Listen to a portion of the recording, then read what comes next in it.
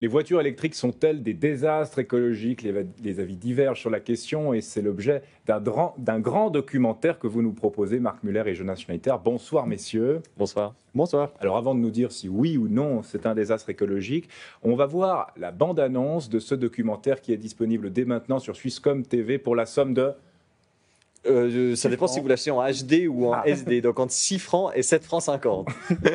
Bande-annonce.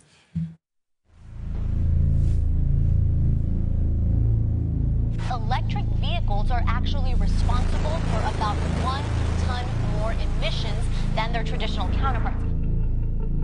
La voiture électrique, c'est pas une voiture écologique. C'est une voiture en fait au nucléaire, au charbon et aux énergies fossiles. Donc toi tu tiens la théorie que les voitures électriques, dans 10 ans, on va dire mon Dieu, c'est l'horreur, on n'aurait jamais dû en acheter. We uncovered some pretty shocking evidence that children and the use of children is widespread in the mining of cobalt. Soit ils mentent, soit ils se trompent, soit il faut les écouter, c'est des lanceurs d'alerte. Faut que je réfléchisse.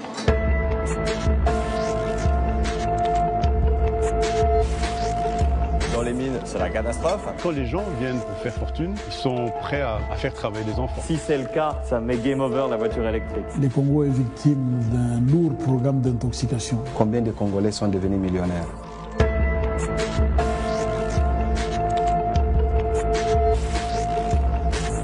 J'ai fouillé un peu et en fait ton étude Hummer vs Prius, c'est en fait. Tout ça vient notamment des lobbies pétroliers.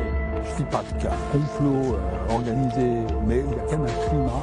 Our data does not show that we're having an impact. Do we have proof that they are impacted by mining activities?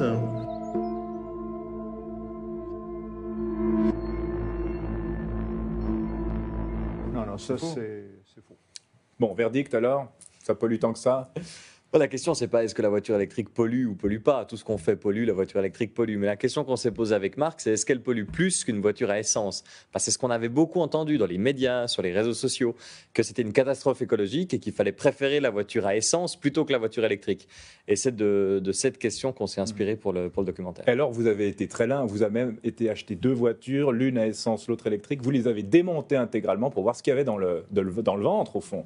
Oui, c'est la grande problématique, on est vraiment dans une guerre de l'information, donc il y a des lobbies qui poussent dans un sens, des lobbies dans l'autre, donc on sort des experts et des études comme ça des deux côtés, et finalement ça ne sert à rien de venir avec une étude en plus, il fallait faire les choses par nous-mêmes pour la preuve à l'image. Donc il n'y a pas de meilleure preuve que de démonter une voiture électrique, passer tous les éléments au microscope électronique, regarder ce qui sort, donner toutes les informations en open source, et après il n'y a plus de discussion, on sait ce qu'il y a dans une voiture électrique ou pas. Et donc qu'est-ce qu'il y a dans ces voitures? C'est l'ingénieur à qui je m'adresse là. Une des choses qui est vraiment importante, c'est que dans une voiture électrique, dans les batteries, il n'y a absolument pas de terres rares, ça c'est complètement une fake news.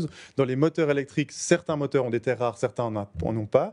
Et d'une façon générale, la quantité de minerais qu'il faut pour faire une voiture électrique est toujours plus faible. Les voitures électriques sont toujours plus performantes. Donc là, on arrive clairement à la conclusion, sans appel possible, que les voitures électriques aujourd'hui sont moins impactantes que les voitures à essence sur le marché. Il y a ce mot de terres rares, Jonas. En quoi c'est un problème, les terres rares? Ça veut dire quoi, terres rares?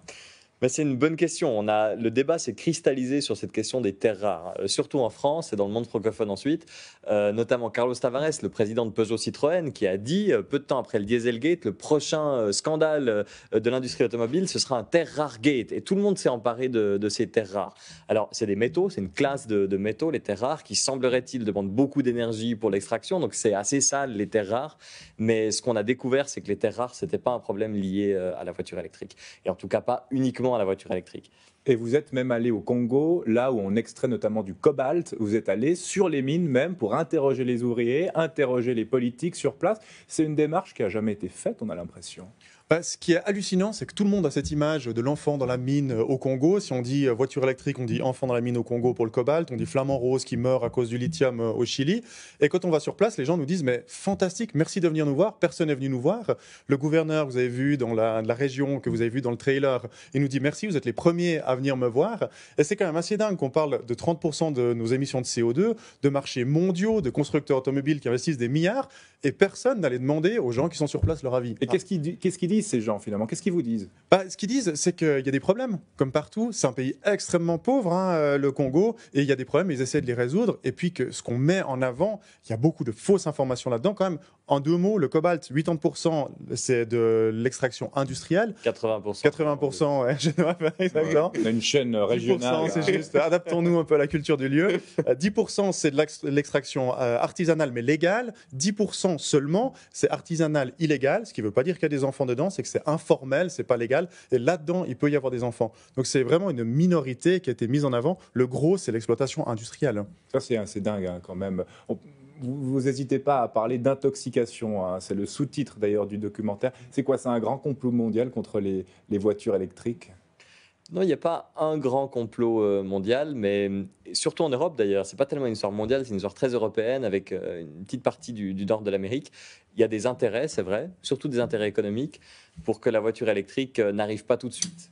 Et pour retarder cette commercialisation de la voiture électrique, tous les coups semblent permis. C'est en partie ce qu'on a découvert dans le film. Ouais. C'est vrai, ce retardage. Retardage à l'allumage. Non, mais le calendrier est important. Parce que là, on voit même les marques, hein, elles sortent quand même, chacun y va de son modèle. Tesla, ça cartonne en Suisse, donc on voit que finalement, le marché, il est quand même là. Hein. Oui, mais ce qui est très impressionnant, c'est qu'on peut clairement remonter certaines filières d'information, de fausses informations qui ont été créées et mises sur le marché de l'information par les lobbies pétroliers. Ça, on peut le démontrer dans le documentaire. On voit aussi que les fabricants de voitures électriques sont en retard en Europe, donc ils essayent d'user de leur pouvoir de lobby par l'information pour gagner du temps sur les nouvelles normes.